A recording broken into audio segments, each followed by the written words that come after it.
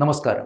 തമിഴ്നാട്ടിലെ കർഷകർക്കിടയിൽ വൃക്ക സംബന്ധമായ അസുഖങ്ങൾ വർദ്ധിക്കുന്നതായാണ് ഇപ്പോൾ പഠന റിപ്പോർട്ട്. സംസ്ഥാനത്തെ 5.13% കർഷകർക്കും വൃക്ക രോഗമുണ്ടെന്നാണ് മെഡിക്കൽ ജേണലായ ലാൻസെറ്റിൽ പ്രസിദ്ധീകരിച്ച റിപ്പോർട്ട് വ്യക്തമാക്കുന്നത്. മദ്രാസ് മെഡിക്കൽ കോളേജ് നെഫ്രോളജി വിഭാഗത്തിൻ്റെ നേതൃത്വത്തിൽ 2023 ഓഗസ്റ്റ് സെപ്റ്റംബർ മാസങ്ങളിലാണ് ഈ പഠനം നടത്തിയത്. 125 ഗ്രാമങ്ങളിലെ 3350 കർഷക തൊഴിലാളികളുടെ വൃക്കകളുടെ പ്രവർത്തനം പഠനവിധേയവുമാക്കി. ഇതിൽ 17% പേർക്ക് വൃക്ക സംബന്ധമായ അസുഖങ്ങൾ ഉണ്ടെന്നും കണ്ടെത്തിയിട്ടുണ്ട്. ആരോഗ്യ പരിപാലനത്തിൽ ചില നിർദ്ദേശങ്ങൾ നൽകിയ ശേഷം വീണ്ടും 3 മാസത്തിന് ശേഷം പരിശോധന നടത്തിയപ്പോൾ വൃക്ക രോഗികളുടെ നിരക്ക് 5.31% കുറയുകയും ചെയ്തു.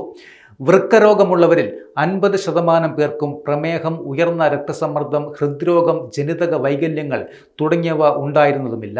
തുടർന്ന് നടത്തിയ വിശകലനത്തിൽ നേരിട്ടുള്ള സൂര്യപ്രകാശത്തിൽ ജോലി ചെയ്യുന്നതാണ് കർഷകരുടെ വൃക്കകളുടെ പ്രവർത്തനത്തെ ബാധിച്ചതെന്ന നിഗമനത്തിൽ എത്തിയതായി പഠനത്തിന് നേതൃത്വം വഹിച്ച സംസ്ഥാന അവയവ മാറ്റ commission secretary doctor N Gopalakrishnan ചൂണ്ടിക്കാട്ടുകയും ചെയ്തു. തുടർന്നാണ് ദി ലാൻസെറ്റിൽ റിപ്പോർട്ട് പ്രസിദ്ധീകരിച്ചത്. കർഷകർ, നിർമ്മാണ തൊഴിലാളികൾ, ഇഷ്ടികച്ചൂളകളിലെ തൊഴിലാളികൾ, കീടനാശിനി തളിക്കുന്നവർ, ഉപ്പ് നിർമ്മാണ മേഖലയിലെ ജോലിക്കാർ തുടങ്ങിയവർ കടുത്ത ചൂടുള്ള സാഹചര്യങ്ങളിൽ ദിവസവും മണിക്കൂറുകളോളം ജോലി ചെയ്യുന്നതിനാൽ ശരീരത്തിലെ ജലാംശം നഷ്ടപ്പെടുന്നു. ഇത് വൃക്കകളുടെ പ്രവർത്തനത്തെ സാരമായി ബാധിക്കുന്നുമുണ്ട്. പ്രാരംഭഘട്ടത്തിൽ രോഗലക്ഷണങ്ങൾ കണ്ടെന്നു വരില്ല. ഇത്തരം ജോലികളിൽ ഏർപ്പെടുന്നവർ നിർജ്ജലീകരണം ഉണ്ടാകുന്നില്ലെന്ന് ഉറപ്പാക്കണമെന്നും റിപ്പോർട്ടിൽ പറയുന്നുണ്ട്.